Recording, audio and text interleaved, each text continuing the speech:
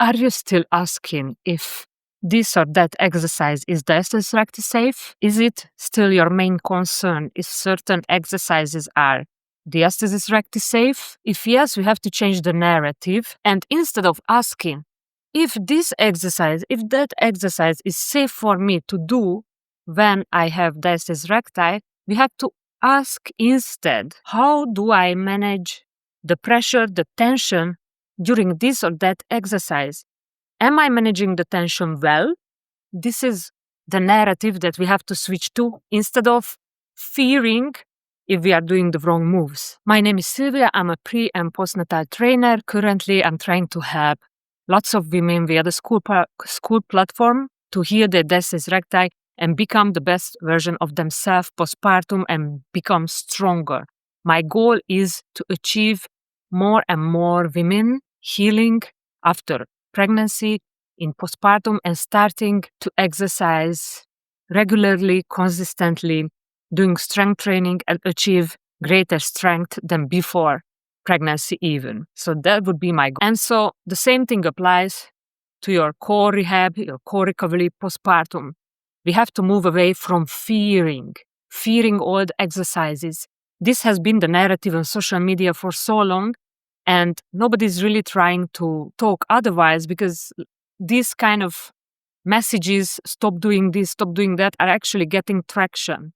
But the problem with this, maybe not necessarily with the exercises, but the problem with this is that we are creating fear in the population of women postpartum. I want to emphasize that when you start my core rehab program or somebody else's core rehab program, your primary goal should be not to close the gap. We have to move away from the gap obsession, and we have to focus on building strength, rebuilding, gaining strength, because that is much more important than just simply closing the gap. Researchers have concluded that even a 2 centimeter, 2-finger gap can still persist, and you can at the same time still have a good functioning, strong core, even if your gap is still there.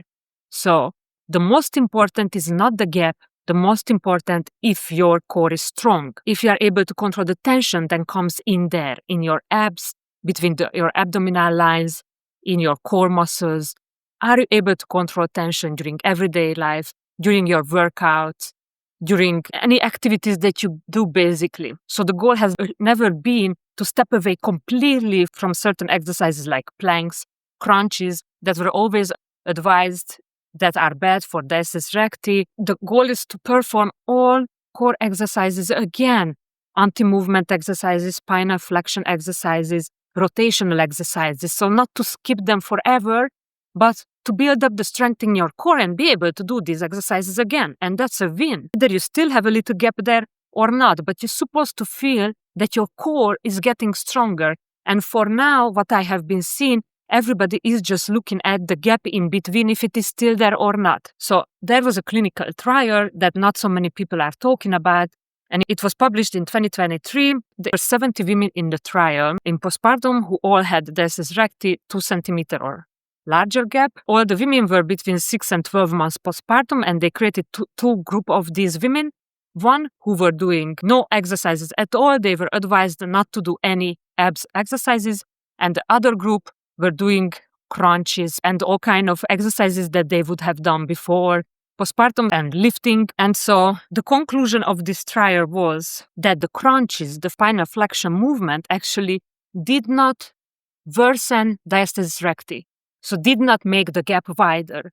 So now we can conclude that actually these exercises, even if they were said they are forbidden, they are not as forbidden as we were taught before. And of course, this also comes to a case-by-case check. So seeing your cases one by one and see how you're performing certain exercises and how your progression is. But the overall conclusion is that we do not have to fear these movements or any kind of movements anymore, because they are not making your gap wider. The trial also concluded that none of the groups were able to actually reduce the gap during the 3 months, I think, that 12 weeks that they did this trial, and none of the exercises, nor the one who did nothing, nor the group who did all traditional exercises, none of them reduced the gap. So the gap persisted the same after the trial ended, but the people in the group who performed ab exercises, any kind of ab, crunches and lifting, their tissue and the rectus abdominis, so the two ab lines, were stronger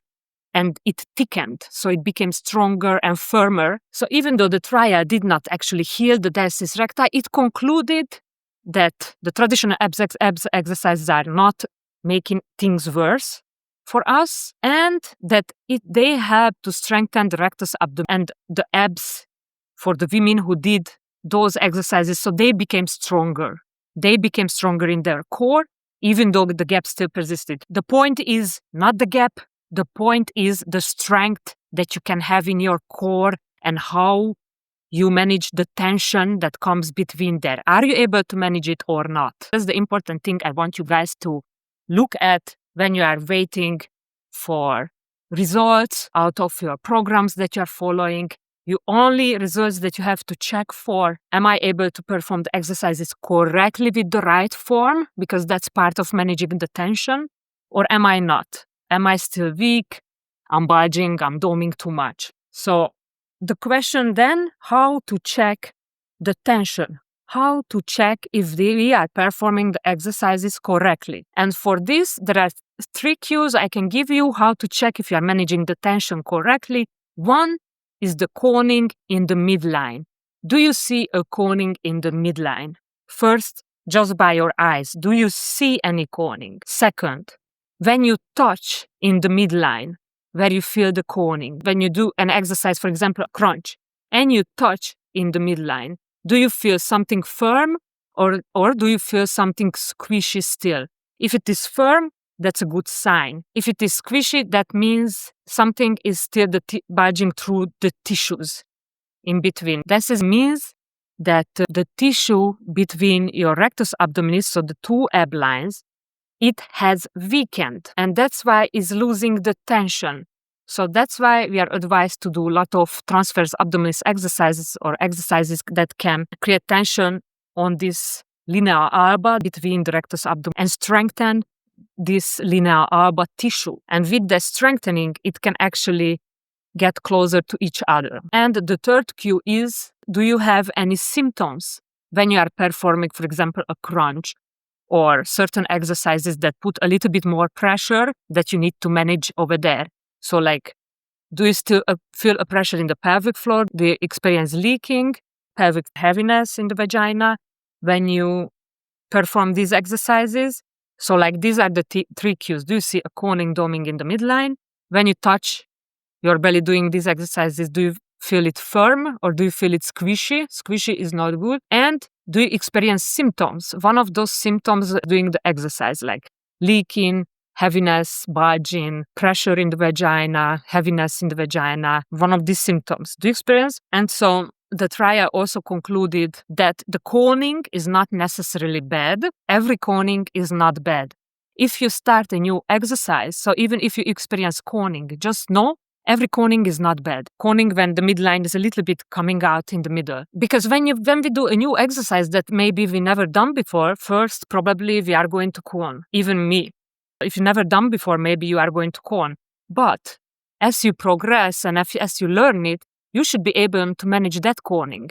And how to manage it, you have to flatten out the belly. So the goal is to, when we're performing the exercises, we always have to flatten the belly. When we do the crunches, when we are in a plank, we have to flatten the belly, right?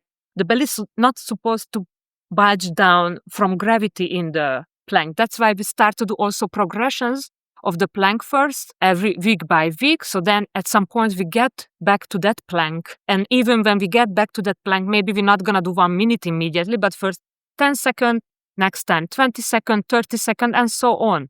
So not just jump back straight into, but everything has to be gradual. So the exercises I'm giving you first is also, we just started with a breathing technique when you start to activate your transversus abdominis.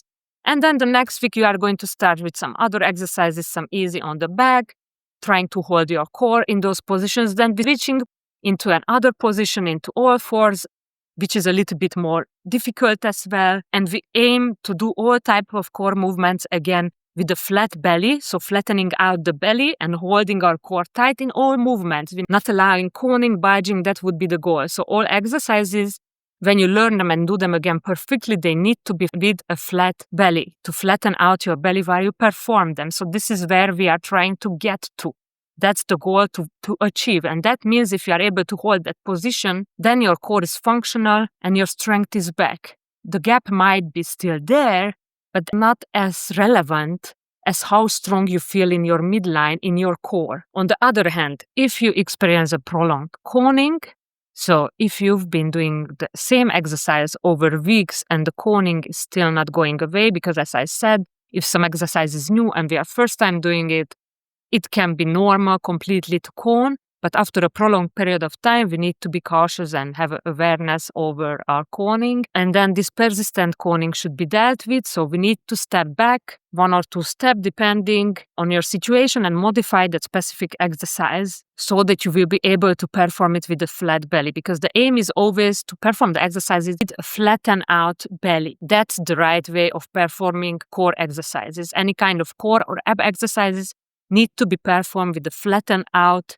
tight core so that you are holding your core tight and not a bulging midline. So just to summarize this video, clinical trial has found that actually crunches, planks, traditional ab exercises are not worsening the gap, and also that these exercises are not putting more pressure on your belly, more pressure than, for example, lifting weights, picking up your toddler, your own child from the ground, or making an overhead press, or any daily activity basically. They concluded that actually picking up your kids from the ground, your toddler, puts a greater pressure on your midline, on your diastasis, than a crunch. So we need to move away from the fear of doing certain movements.